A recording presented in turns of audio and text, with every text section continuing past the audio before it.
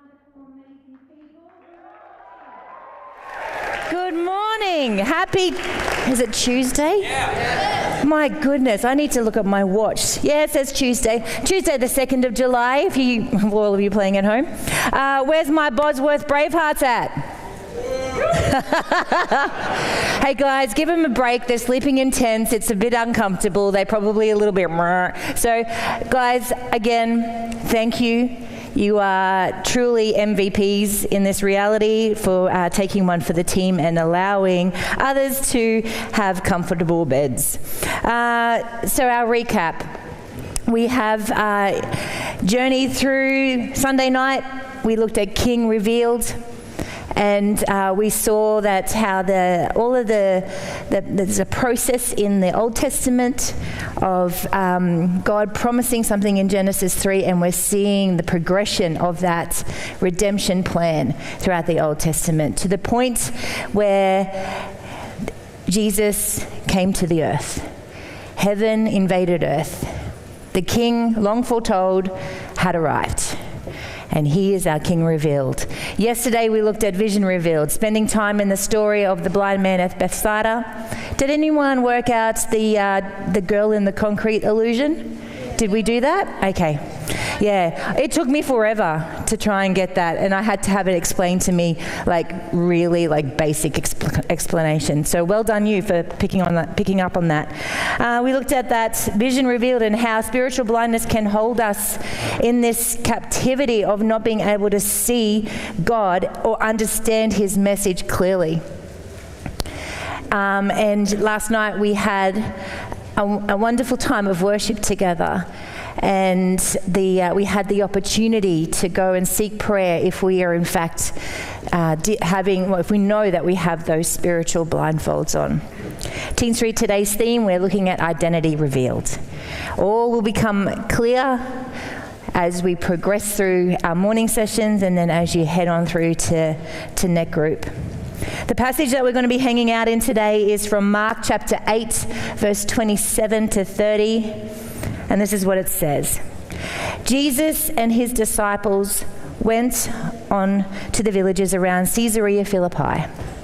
On the way he asked them, "Who do people say I am?" They replied, "Some say John the Baptist, others say Elijah, and still others one of the prophets." "But what about you?" he asked. "Who do you say I am?" Peter answered, "You are the Messiah." Jesus warned them not to tell anyone about him. It is really exciting that we get to journey this particular theme. What?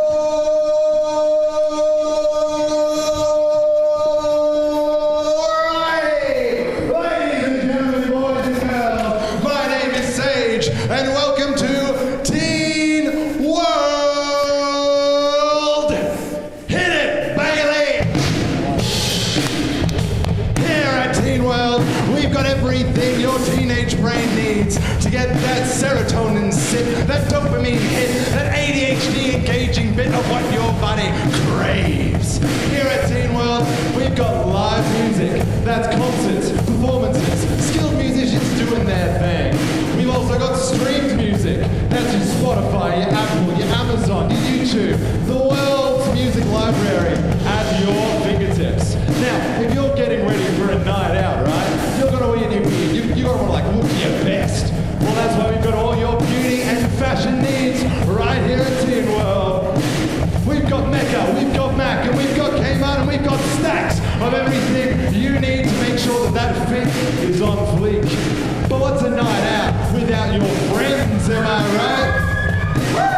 That's why at Teen World, we've got all the friends you could possibly want. Your buddies, your pals, the guys and the gals, ready to socialize and hang and keep the vibes going. Now if you're hanging with friends, you want to be making some memories, right? You want to make some memories, and you want others to see the memories that you're making and how they are just so much better than theirs. That's why we've got Instagram. Perfect for telling the world, look at how much better my life is than yours. like you. Look at my puppy. Look at my meal. It's hard to hear from here because of the speakers. It's clearer from up there. Love a photo of the sunset, am I right? They're good. They're good. That's what I thought. Now I say, all this socializing has got me pretty exhausted. Let's see what we can watch on the telly. What have we got? Oh, awesome. We've got Netflix, we've got Disney, we've got YouTube, Anime Lab, Amazon Prime. We've got a 24-hour Twitch stream of some guy eating cheese. It's awesome up there. Entertainment, whenever you want, wherever you want. Never have a boring bus ride again. Well, there's nothing like a good rom-com to put your mind at ease. And what's love without a little bit of love, right? What's life without some love? Oh, look at them. Look at them. Oh, can you feel the love tonight? Isn't she lovely? Hello, is it me you're looking for? Girl, you're my angel. You're my darling angel. I thought love was only true in fairy tales, but then I saw her face. Oh, girl, this is crazy. Here's my number. Call me, baby. All right. If you just think that like one person is not quite enough, if you want the whole world to know what you have to say, then join TikTok, where the world is your stage. What's trending now? You better find out, and you better jump on board. Compete with your friends to get the most views, the most followers, the most fame, and prove that you are worth something to a bunch of people you may or may not have even met. But if scrolling through TikTok dances and short-form video content isn't really your thing, then maybe you'd rather something more intense, something more competitive, something more athletic. That's why we've got sports out here. That's right. Unleash your inner competition and get your veins pumping with footy, fishing, soccer, frisbee, curling, and more. Get your competitive spirit going. Yell at your friends, yell at your enemies, and whatever happens, don't let the Blues take game 3. All right. The rules are simple. Whoever is still wearing a sock wins. Go! Alrighty then. Now if you want competition without the sportsmanship, if you're looking for genuine animosity and personal hurt, then why not get involved in some big-time drama? Who cares if it's real? Who cares who started it? All we know is that somebody has got to pay. You'll find out who your real friends are with some gossip, some secret group chats, and some really nasty comments. This is getting wild. Yeah, let's lift it up. Let's get it pumping in here. Come on, let's go. Woo! Now, if you're sick of the people around you that you do know, then go to someone you don't know. We've got celebrities. We've got personalities, internet stars, whose lives are full of mystery, wonder, and scandals. They're who you love, they're who you hate, and they're who you always wish you could be. And maybe, just maybe, if you meet them, you'll realize that you're best friends all along, and everything will be all right with the world. Speaking of achievements, we've got those as well. You put the work in, you've bettered the competition, and you've earned what you've achieved. Whether it's good grades, a high ATAR score, a school award, a footy match, a platinum trophy, a job offer, a new PB at the gym, you've slaved away and you've earned that success. So flex it and revel in the awesomeness of who you are and show the world, especially your friends and family. At Teen World, you'll never be short of things to do, people to meet, teams to beat, obsessions to hyper-focus on, shows to watch, bands to follow, people to shove, partners to love, trends to jump on, music to play, concerts to watch it, posts to publish, songs to stream, dreams to dream, drama to start, friends to part, celebs to crush.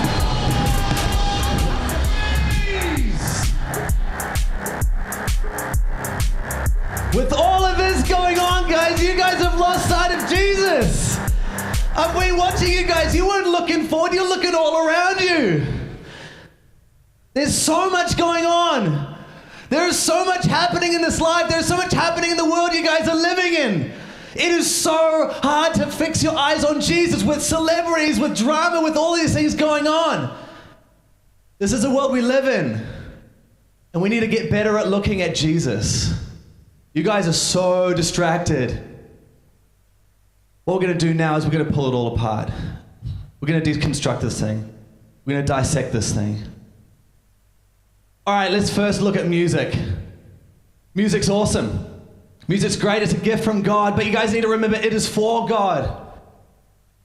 So many of us are so addicted to the way that music makes us feel. If we're sad, we can put a happy song on and change our emotions. If we're feeling depressed or angry, we can have a song or a type of music that kind of encourages bad emotions or unhelpful feelings. And we need to remember that what influences the way that we feel is a thing that is changing our life. And if music is changing your emotions and music is controlling your world,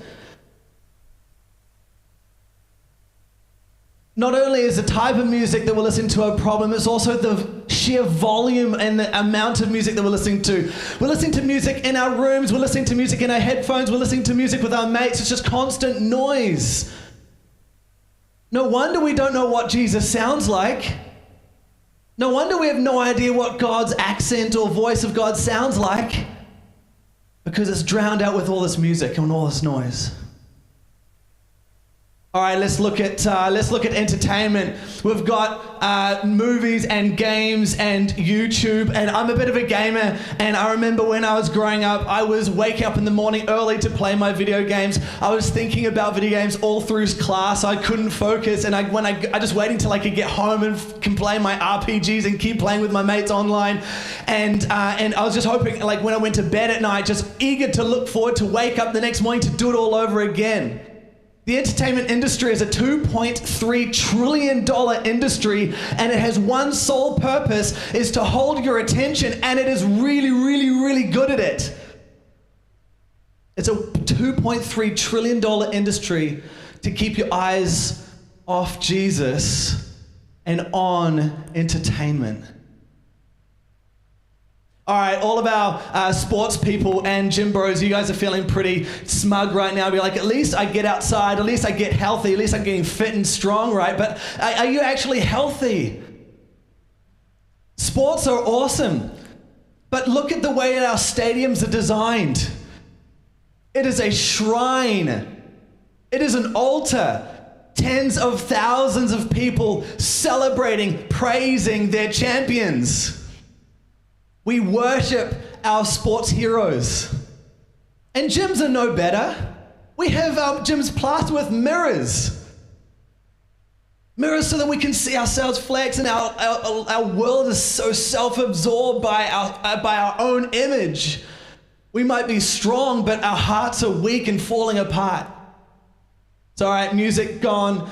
Sports guys, you guys can get out of here. Media, you guys. Thanks, Seth. Let's pick it up from here. I actually want to come along and I want to address Instagram. All right? You may know this or you may not know this, but it is been a stat that if you live a standard life, you'll spend the equivalent of 4.5 years on social media.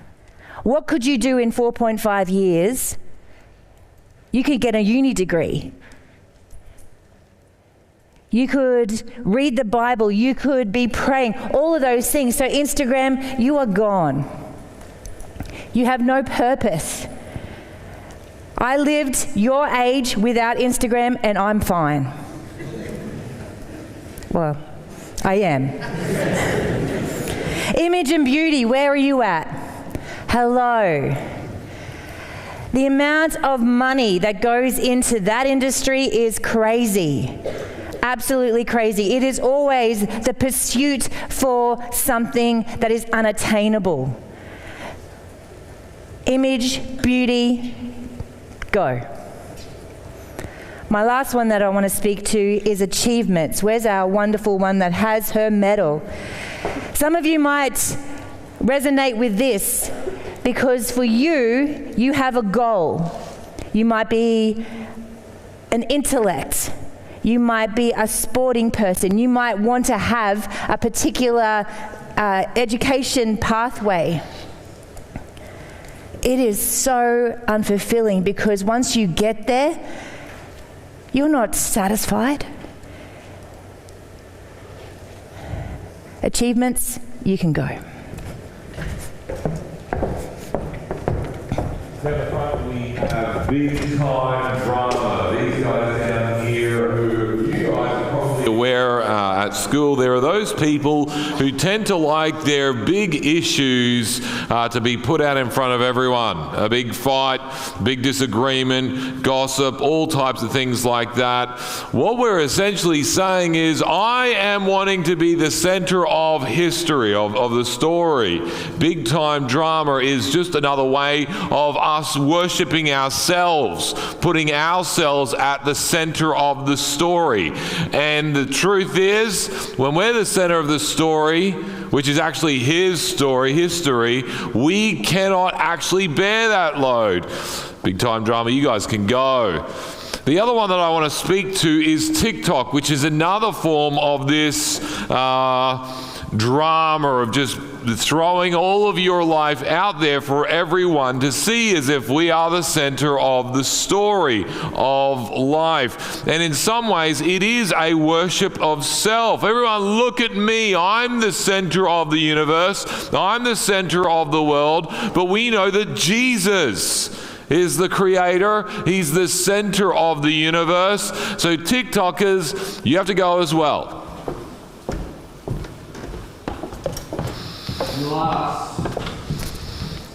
We've got the celebrities. There's worship of another person, an idol of another. Who's your greatest influence? Who do you wish you were like?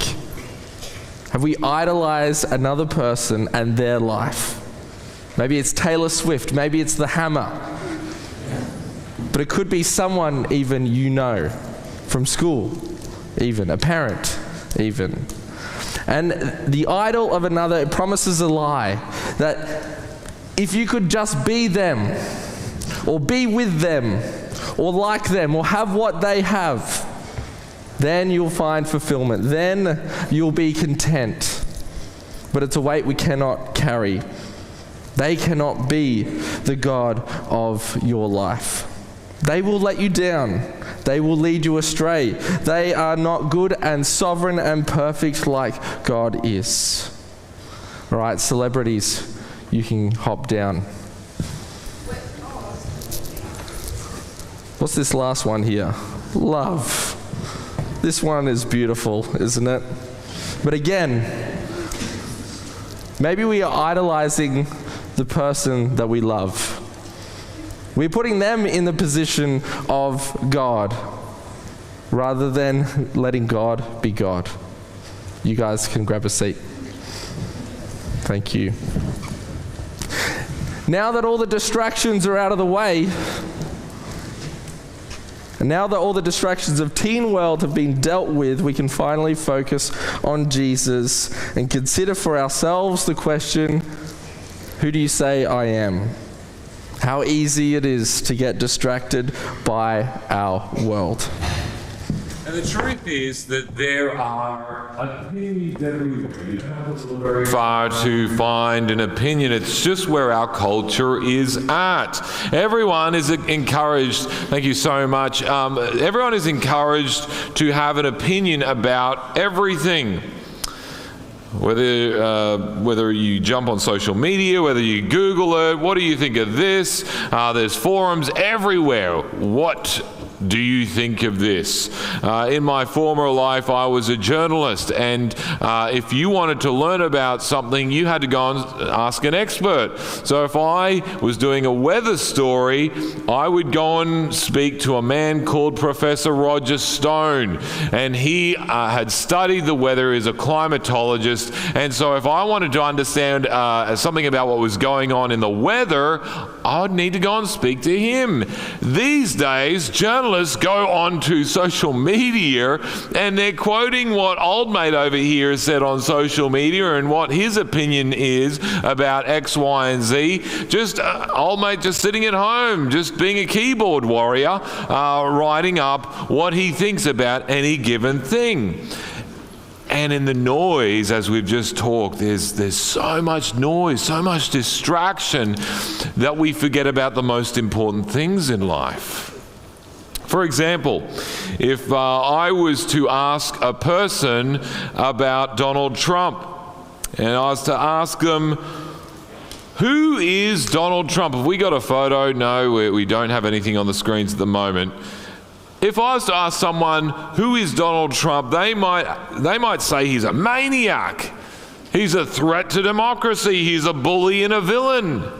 But then if I was to walk up to a second person and ask them, they might say he's a hero, a genius, a fighter for good, and a fair and strong leader, a man this world needs. And then I could move to the next person, a third person, and I could ask them, what do you think of Donald Trump? Who is he? And they might say, meh, he's just another corrupt politician chasing after power and control. 3 different people have 3 different views about someone who's alive today. And if I could just keep going on and on, getting new opinion after new opinion, what do you think? And by the end of it, my world, my head would be spinning. Now, there is someone here at TeenStreet that we're more interested in the identity of. He's a man who walked on this planet about 2,000 years ago. And his name is Jesus. And of course, there are a lot of different opinions about who Jesus is. Some people claim he was just a good moral teacher, a man, but not God. Others have claimed he wasn't fully human, but he was fully divine. Muslims believe Jesus was a prophet, but not divine. Jews claim he's a teacher, but not a prophet. Jehovah's Witnesses believe he's the Archangel Michael, and some skeptics even doubt Jesus existed at all, which is, by the way, crazy to actually believe he never existed. But what we are facing is a world full of opinions about who people say Jesus is. But this isn't a new problem. As we've just read in our passage, back in the first century, there were people who had all sorts of ideas about who Jesus was. If you got your Bibles there, in verse 28, the disciples respond saying, some say Jesus was John the Baptist after Jesus asked this question. Some say John the Baptist, others say Elijah, and still others say one of the prophets. So clearly, by this point, Jesus is still alive. He's walking around, and there's widespread rumors and opinions about who Jesus was. So where did these ideas come from? Well, the first character mentioned that he was John the Baptist is pretty strange, because John the Baptist was a messenger sent by God to prepare the way for Jesus. If you know this story, John the Baptist was born about 6 months before Jesus, and he had a very specific role to prepare the way for Jesus as the Messiah. He was a powerful preacher, and he called the people of Israel back to God. But after Jesus began his ministry, King Herod had Jesus arrested because John the Baptist spoke against his adulterous relationship with his wife. It was an immoral marriage. And then, tragically, after a wild, probably drunken, fueled party, John the Baptist was beheaded. He was killed. So it seems strange that Herod had thought up, when he had heard about Jesus, that Jesus was actually John the Baptist reincarnated. I'm not sure how that works, but that's what he claimed. The next character mentioned is Elijah. Elijah is one of the most famous prophets in the Bible. And what had happened is that Elijah was actually, he didn't die. He was taken up into heaven on a chariot of fire. An amazing moment. And the Jews were waiting for the day when Elijah would return in preparation for the apocalypse, for the end of the world. And then So that's who Elijah was. They thought that Jesus was Elijah. And then finally, some thought that Jesus was a prophet in the same category as the Old Testament prophets like Isaiah and Jeremiah, these prophets who came through. Now, the fact is, many people would have been pretty chuffed if they were, if they were in Jesus' shoes and people were saying he's an Old Testament prophet, he's like Elijah or he's John the Baptist. But the thing is, Jesus is at a whole different level to those characters. He's in a league of his own. He's no ordinary man. And this is the problem that many face today. They want to believe that Jesus is a nice moral teacher who's kind to everyone and gives everyone whatever they want, sort of like another version of Santa Claus. But the reality is that Jesus made some very big claims. Jesus said he was God. So that means that he can't just be a good moral teacher, because a good moral teacher doesn't say he is God when he is in fact not. Do you understand what I'm saying? If he's a good moral teacher and he lied, then he ceases to be a good moral teacher anymore. He's actually a wicked, deceptive man who's a lunatic. He's a deceiver. So you can't sit on the fence with Jesus, because Jesus made some big claims. He is either who he says he is or he is not, and he has deceived billions of people all over the world. So what about you? Who is he? What do you think? Who do you say Jesus is? So guys, what we have been walking through today, this important question: who do you say I am? Jesus asked that of his disciple Peter. It was an important question in the context when it was first asked, and it is an important question for us today. 21st century, Jesus is still very much center of people's attention, whether they are religious or not, because 2,000 years later, he is not someone that we can't ignore, especially in light of the fact that it is both his life story and his teachings that live on so profoundly. Religious or not, you have to recognize that Jesus is someone you need to have a category for. You need to be able to know who he is. Jesus first asked, who do they say I am? Asking him, what did the people say?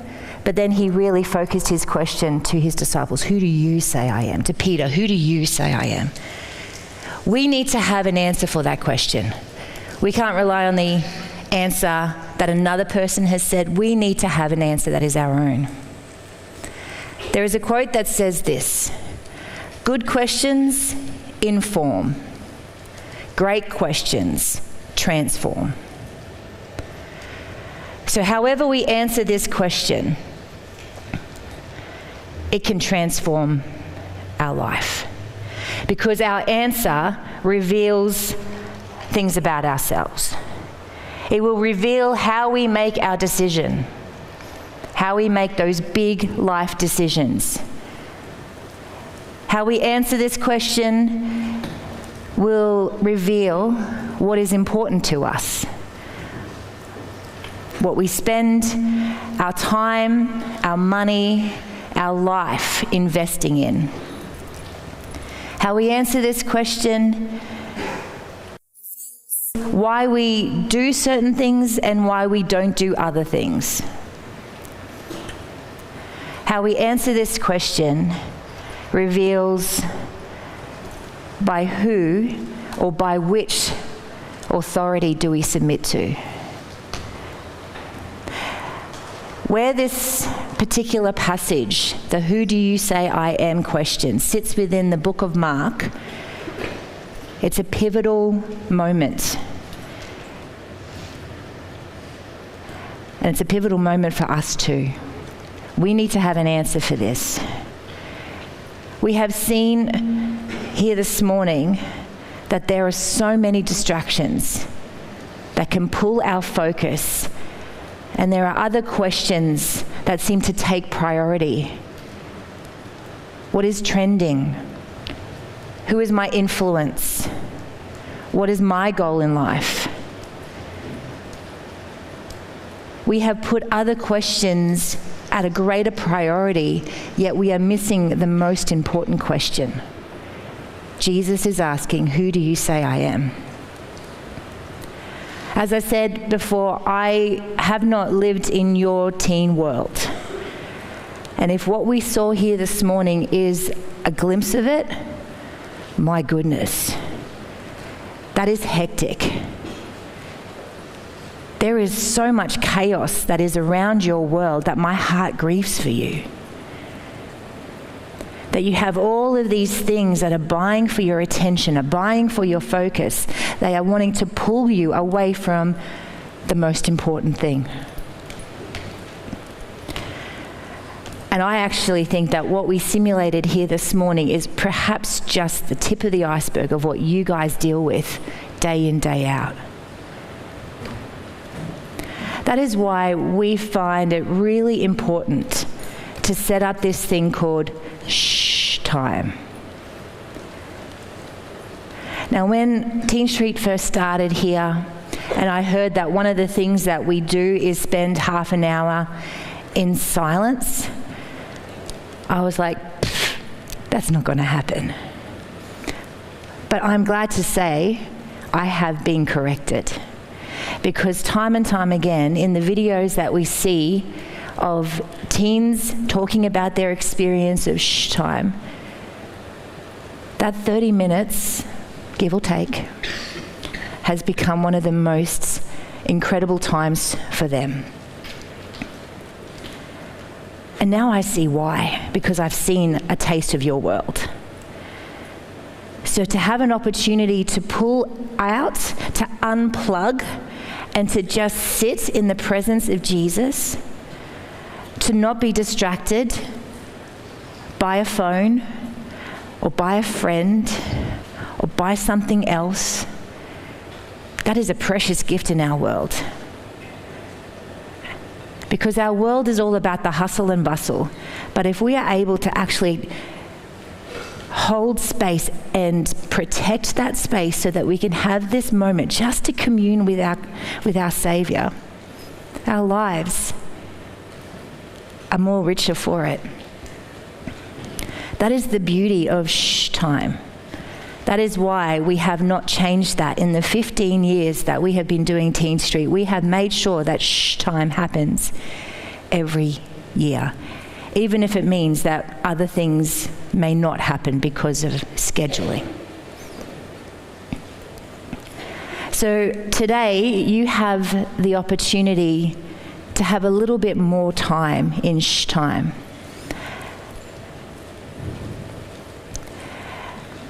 The guidelines are similar to what you experienced yesterday because of the weather being as it is. Morrison Hall has been opened for you. There'll be a space here for a few of our net groups in main stage. But guys, I actually want you to experience the beauty of shh time. So find that position 1.5-ish meters from another person. We all know that distance now. We've all done social distancing. We know what it looks like. Find that position, find that place. I'll just wait for you to all gather your stuff so that you're not distracted by gathering your stuff.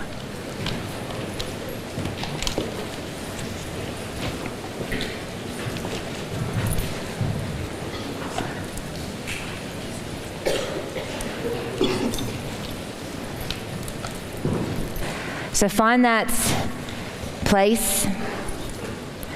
And one thing that you don't want to take with you is this. I understand that some of you have got a Bible on this and you may want to connect with that. Don't. Because what this does is that there's a little thing called the notifications. And you're like, oh, I'll open up the scripture, but then ding, oh wait, what's happening? keep this in your bag. Keep this away from you. You don't want to take that with you because that completely defeats the purpose. We are wanting to give you guys a chance to be still and know that God is God. And that is a gift. So you know what we're about to do.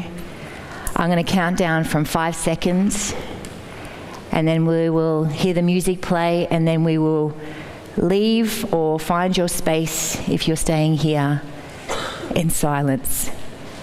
When time is up, you will hear the noise to come down and have morning tea across the road.